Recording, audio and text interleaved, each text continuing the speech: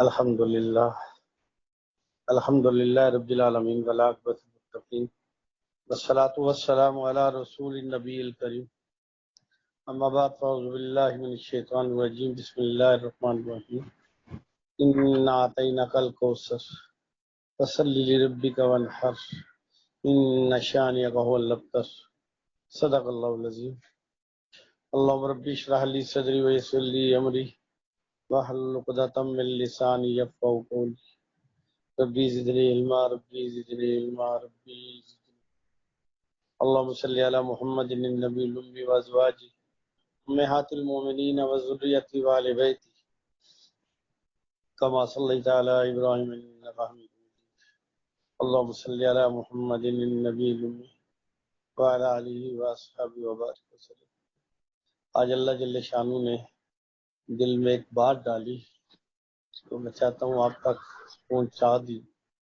اللہ مجھے اچھی طریقے سے کہنے، سمجھانے اور پہنچانے کی توفیق دے، اور آپ لوگوں کو سننے، سمجھنے اور عمل کی توفیق عطا فرمائے۔ دونوں چیزیں ضروری ہیں، میری نیت بھی خالص ہونی چاہیے اللہ کے لیے، اور آپ کی نیت بھی خالص ہو اس کے سمجھنے کے لیے، سیکھنے کے لیے، عمل کرنے کے لیے۔ حضرت عبداللہ بن مسعود رضی اللہ تعالیٰ فرماتے ہیں جب علم حاصل کیا جاتا ہے تو عمل کو آواز دیتا ہے، اور جب عمل آتا ہے تو بات بن جاتی ہے، اور اگر عمل نہیں آتا ہے تو علم واپس لوٹ جاتا ہے۔ آج لوگوں کے پاس علم نہیں ہے، مطالعہ ہے، بس ایسے ہی ترتیب ہے، خبریں ہیں، جیسے خبر سنی، اخبار میں پڑھ لی، ریڈیو پہ سنی، ٹی وی پہ سن لی، نیٹ کے ذریعے سن لی، خبریں ہی خبریں، حقیقت نہیں۔ اچھا، آج جو میں بات کرنے لگا ہوں میرے بہنوں، میرے بچوں، یہ معاشرے کا ایک ناسور ہے۔ ناسور اس چیز کو کہتے ہیں جو زخم خراب ہو جاتا ہے اور خراب ہو کے لا علاج ہو جاتا ہے، اور وہ پھر صرف خود لا علاج نہیں ہو جاتا، وہ پھیل جاتا ہے۔ اگر کسی کے پاؤں سے ہے تو آ کر بڑھتے بڑھتے ٹانگ بھی کاٹنی پڑتی ہے، جسم تباہ کر دیتا ہے۔ کسی حصے میں ہو تو وہ تباہی کی طرف لے کے چلا جاتا ہے۔ ہمارے معاشرے کا جو ناسور ہے وہ اس سے پہلے تھوڑی سی میں وضاحت کر دوں۔ اگر آپ نے کپڑا لینے جانا ہے تو آپ کپڑے والے کی دکان پہ جاتے ہیں، آپ بیوٹی پارلر کی دکان پہ نہیں جاتے ہیں۔ اگر آپ نے میک اپ کرنا ہے تو اپنے آپ کو سجانا بجانا ہے تو آپ بیوٹی پارلر کے پاس جاتے ہیں، آپ کسی کریانے کی دکان پہ نہیں جاتے۔ اگر آپ نے گولڈ لینا ہے، سونا لینا ہے تو سنیارے کے پاس جاتے ہیں۔ اسی طرح ہی آپ نے کریانے کا سامان لینا ہے تو کریانے والے کے پاس جاتے ہیں، سونے کی دکان پہ نہیں جاتے۔ ایک تو یہ ایک اصول ہے جس کو ہم سارے اچھی طرح جانتے ہیں، ہمارے بچے بھی جانتے ہیں کہ کتنے پیسے چاہیے جیب میں جانے کے لیے۔ اگر آپ کو کریانے میں چاہیے تو آپ 1000 روپیہ بھی کافی سمجھتے ہیں، لیکن سنیارے کے پاس جانے کے لیے آپ کو 10 لاکھ روپے جیب میں ہونا چاہیے، یہ بھی آپ جانتے ہیں، اچھا طرح جانتے ہیں۔ بیوٹی پارلر کے پاس جانے کے لیے بھی کتنے پیسے چاہیے، کپڑے لینے جانے کے لیے کتنے پیسے چاہیے، سارے جانتے ہیں، اچھی طرح جانتے ہیں۔ لیکن بدنصیبی، بدقسمتی، بے وقوفی، جہالت، دین کے معاملے میں نابلد ہے سارے۔ کس کے پاس جانا ہے، کس سے سیکھنا ہے، کیا سیکھنا ہے، ضرور تھی کوئی۔ پیٹ میں درد پڑا تو وکیل کے پاس نہیں جاتے، ڈاکٹر کے پاس جاتے۔ طبیعت خراب ہے، ڈاکٹر کے پاس جاتے۔ اور جس طرح کے ڈاکٹر ہیں، ڈاکٹروں میں قسمیں ہیں۔ اگر ناک میں کوئی پرابلم ہے تو دانتوں والے ڈاکٹر کے پاس نہیں جاتے، کان میں درد ہے تو آنکھوں والے ڈاکٹر کے پاس نہیں جاتے۔ یہ ہمارے سینس کام کرتے ہیں، اچھے کام کرتے ہیں، اچھی بات ہے، لیکن دین کے معاملے میں ہم نے اسے استعمال ہی نہیں کیا۔ کس سے کیا سیکھنا ہے، کس سے کیا لینا ہے، اور کب سیکھنا ہے، کیسے سیکھنا ہے۔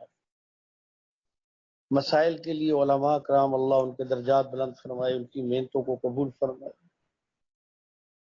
تربیت کے لیے صالحین لوگوں کی جماعت، نیک لوگوں کی صحبتیں، نیک لوگوں کی تربیت، اور گھریلو ترتیب کے لیے ماں باپ کی ترتیب۔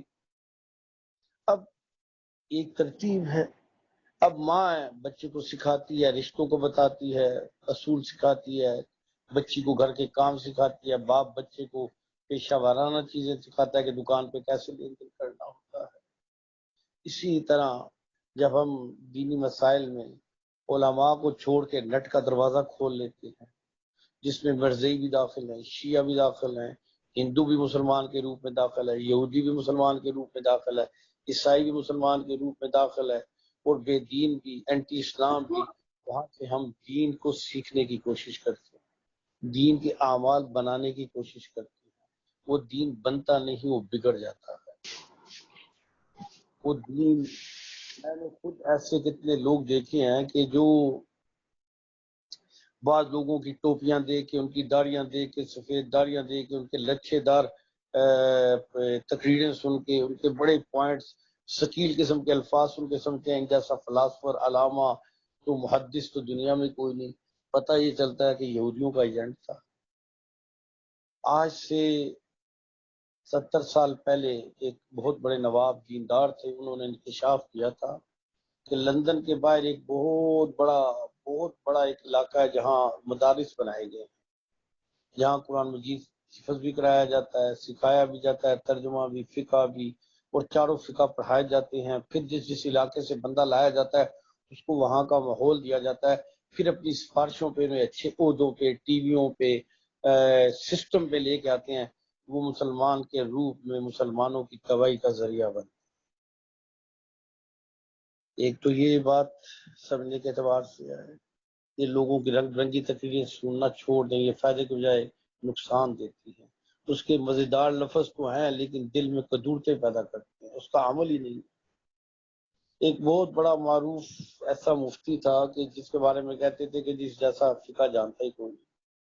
اس کے سالے سے میری اچھی الیکس ریک ہو گئی ذکر کے حوالے سے۔ اس نے بتایا وہ تو نماز بھی نہیں پڑھتا اور لوگوں کو فقہ سکھاتا تھا۔ پھر اس نے اتنا بڑا ایک نقصان پاکستان کو دیا کہ کچھ سوچ نہیں سکتا۔ ایک بات یہ اس اعتبار سے ہے۔ دوسری بات میں نے پہلے بھی عرض کیا کہ بچوں کو قرآن مجید سکھائیں ایسے سے جن کے مخرج ٹھیک ہوں، الفاظ کی ادائیگی اچھی۔ اور تیسری بات، انہیں نیک لوگوں کی صحبت میسر کرے۔ یہ تو ایک عام بات ہے جو میں کئی دفعہ، آج جو بات میں کرنے لگا ہوں یہ بڑی غور کی بات ہے۔ وہ یہ ہے کہ ہمارے ہاں ہر بندہ جیسے دنیا نفع کے لیے لگاتا ہے نا، تو سمجھتا ہے کہ یہ تسبیحات سے، عملیات سے، یہ رنگ برنگی پڑھنے سے نا میرے کام بن جائیں گے، مجھے نماز کی بھی ضرورت نہ ہو، مجھے دعا کی بھی ضرورت نہ ہو، روزہ بھی نہ میں رکھوں، لیکن میں چند وہ تسبیحاں کر لوں میرے کام بن جائیں، سارے کام رک جائیں گے۔ اور جناب اس کے لیے ایسے ایسے پھر لوگوں نے دکانیں کھولی ہوئی ہیں، کوئی استخارے کے نام پہ کاروبار کر رہا ہے، کوئی تسبیحات کے نام پہ کاروبار کر رہا ہے، کوئی وظائف کے نام پہ کاروبار کر رہا ہے، کوئی عملیات کے نام پہ اپنی دکان چلائے بیٹھا ہوا ہے، کوئی لوگوں کو خوابیں کی تشریح کر کر کے بتا رہا ہے، کوئی اپنے کشف کے جھوٹے دعوے کر کے لوگوں کے عقائد کی تباہیاں پھیر رہا ہے، کوئی لوگوں کو شرک کی طرف لے جا رہا ہے، کچھ لوگ زیارتوں پر جا کے حاجت روا سمجھ کے مانگنا اور سجدے کرنے پہ چلے گئے ہیں، کچھ لوگ ایسے گندے لوگوں کے پاس جاتے ہیں جو بھنگ پینے، شراب پینے والے اور تانی جو بدکار ہوتے ہیں، اور ان کے پاس بچیاں جا کے اپنی عزت مجروح کرا دیتی ہیں۔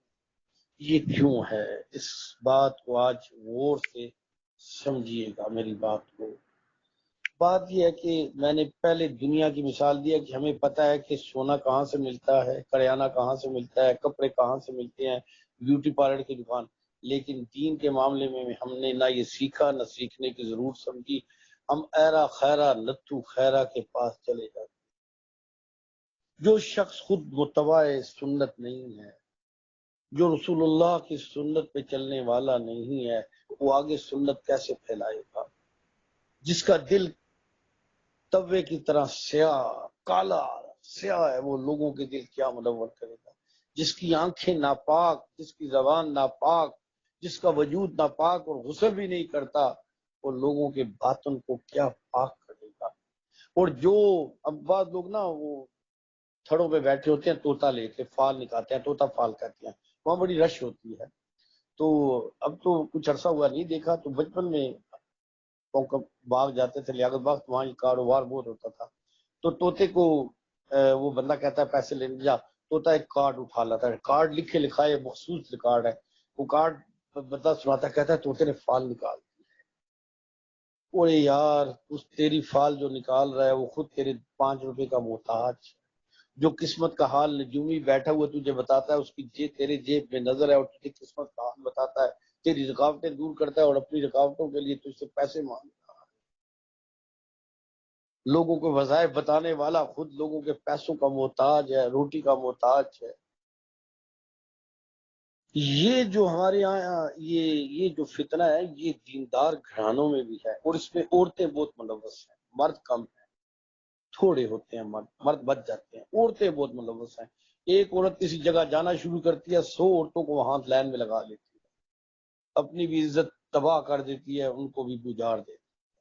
اب بچہ نہیں ہو رہا تو بچہ میرے اللہ نے لکھا تو ضرور ہوگا، نہیں لکھا تو نہیں ہوگا، ڈاکٹر کا علاج کرائیں، بیماری ہے تو کرے۔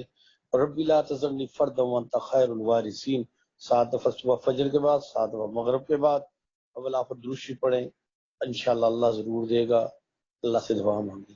اب جب وہ جی فلانی زیارت پہ جانے سے بچے ہوتے ہیں، فلانے پیر کے پاس جانے سے بچہ ہوتا ہے، وہ بھی زانی ہوتا ہے۔ اسی طرح کاروبار بند ہو گیا ہے، کھانے کو گڑ نہیں، وہ پیر صاحب کہتے ہیں مجھے 60,000 روپے تو میں نے تویز لکھنا ہے زعفران سے، وہ قرضے لے لے کے اسے دے رہے ہیں، بیماریوں سے مر رہے ہیں، بیماریوں کی دوائیوں کے پیسے نہیں ہیں، پیر صاحب کو 1 لاکھ روپیہ مانگ لیتے ہیں، پھر بیماریاں دور کروں گا، اور پیر کو خود 75 بیماریاں لگی۔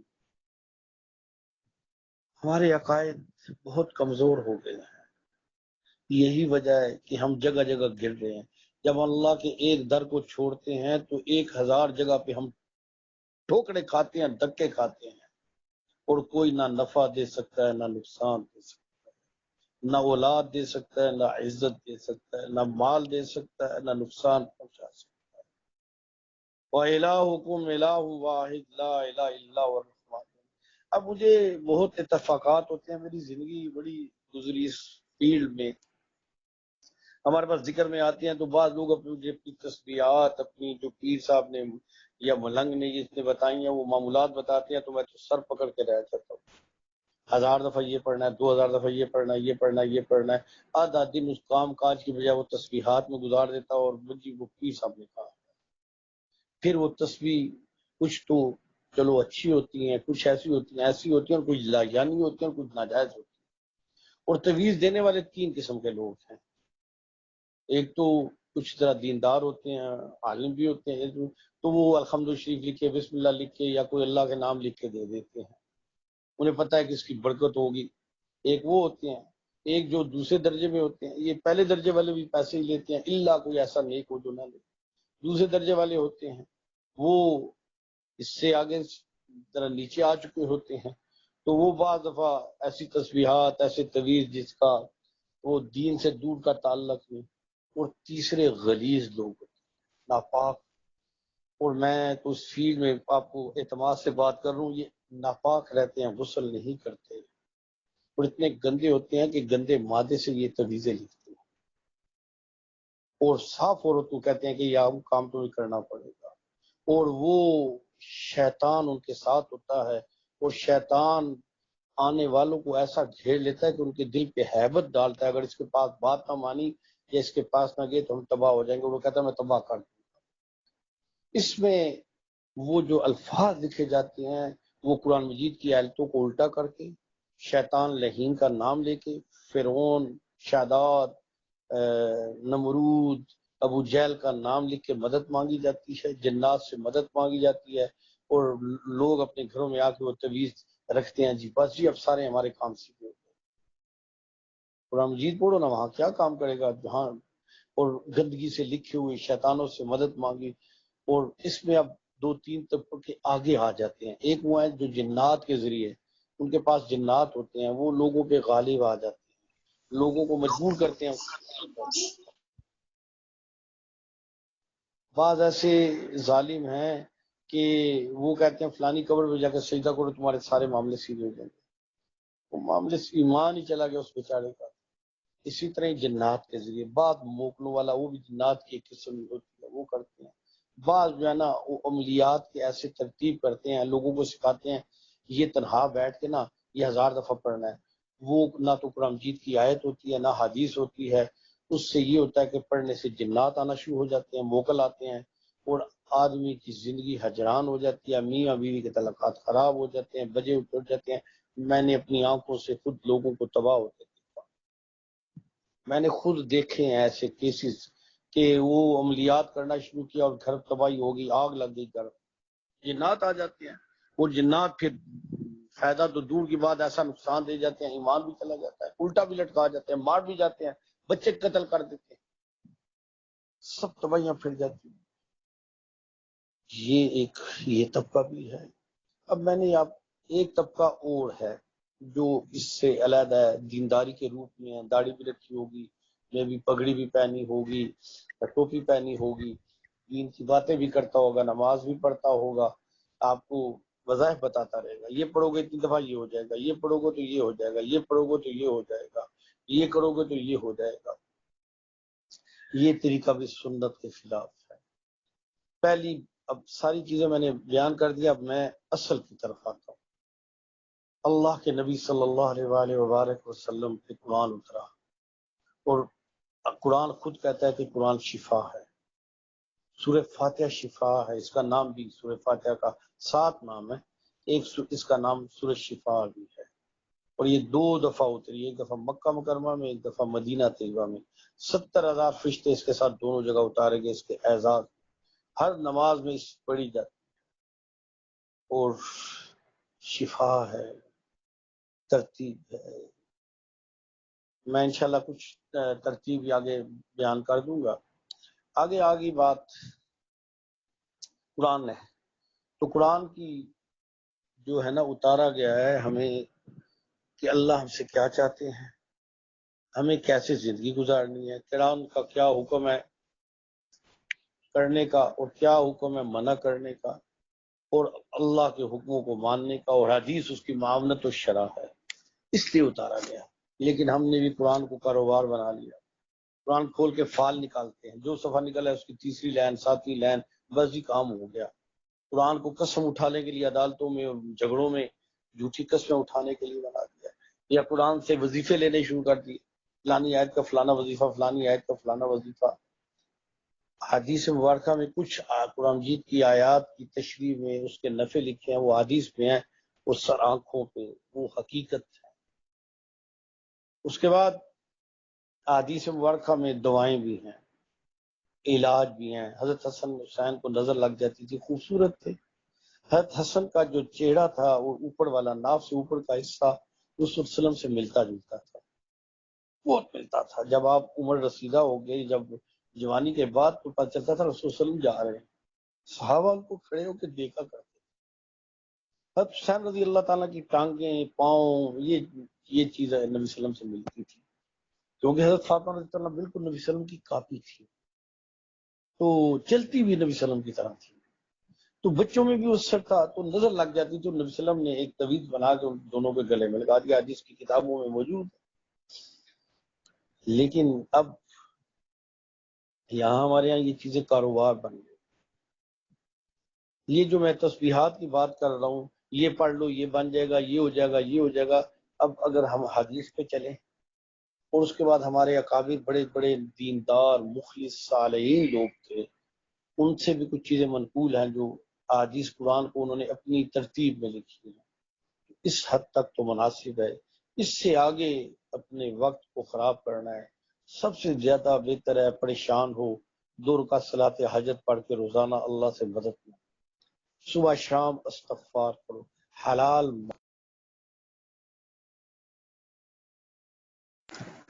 دوا تب قبول ہوگی حلال مال ہوگا، اگر حلال مال نہیں تو دوا قبول نہیں ہوگی،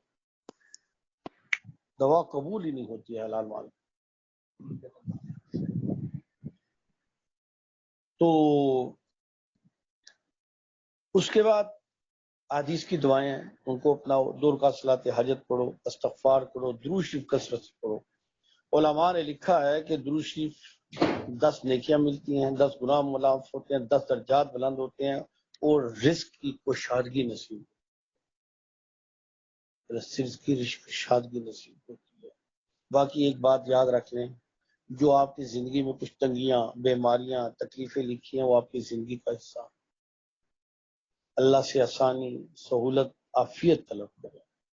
یہ لمبی لمبی تسبیحات آدمی کو ایک نئی راہ میں لے جاتی ہے۔ میں ایک دفعہ مسجد میں بیٹھا، ایک مولوی صاحب میرے پاس آئے، تو میں نے جانتا تھا کہ وہ ایک جگہ نماز پڑھاتے تھے، میں نے بھی پڑھی، تو مجھے کہتے ہیں جی آپ میری مدد کر سکتی ہیں؟ میں نے پوچھا کیا؟ کہتے ہیں جنات میرے اوپر اتنا غالب آ گئے ہیں کہ اب تو میں مر جاؤں گا، میرا گلا گھونٹ دیں گے، میرے بچوں کو اٹھا کے ایسے دیواروں پہ مارتے ہیں، بچوں کے سر پھٹ جاتے ہیں۔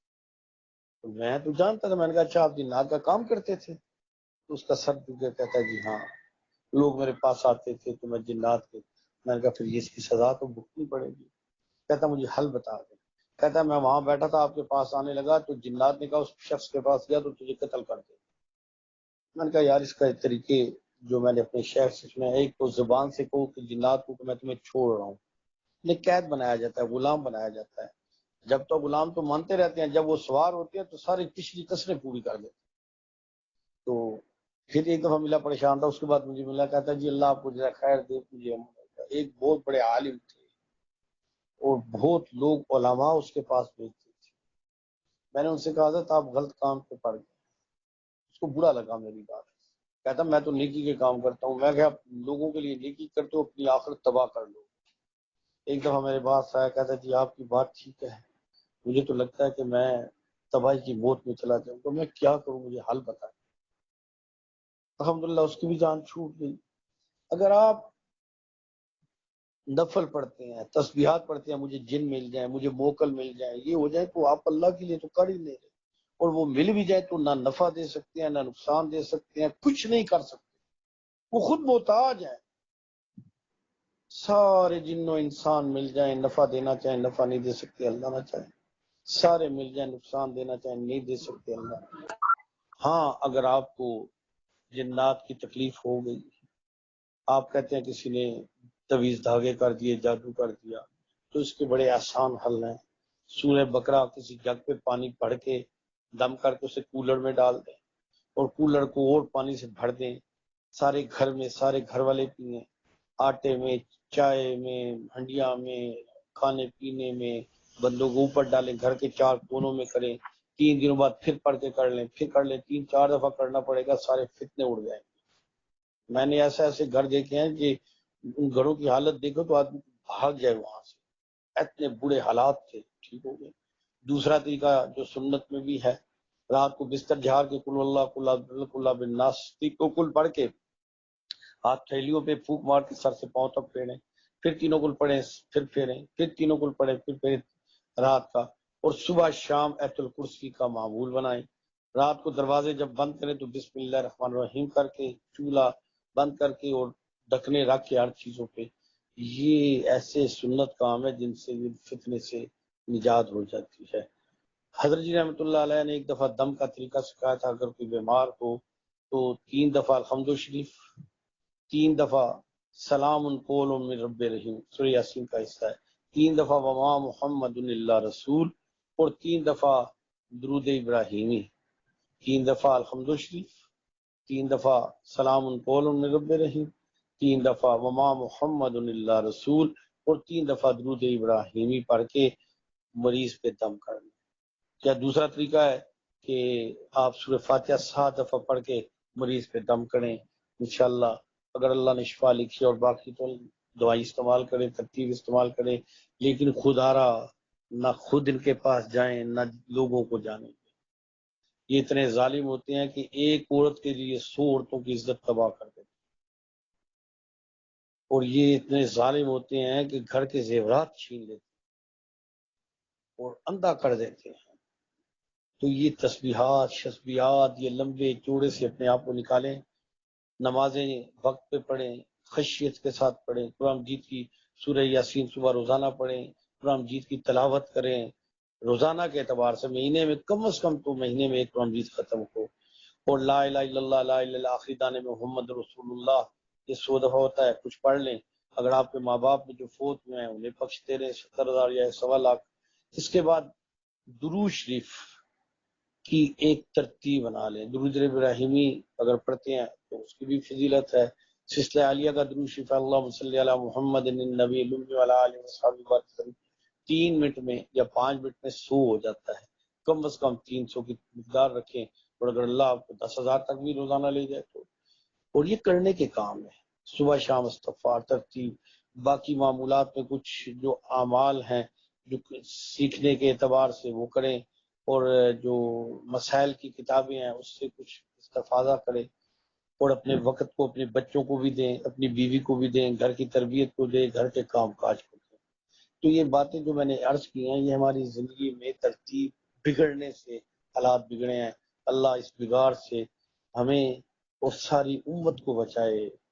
دین سادہ ہے، سیدھا ہے، بالکل آسان ہے، ہم نے مشکل، پریشانی اور اپنے اوپر ایک عجیب مصیبت بنا دی ہے۔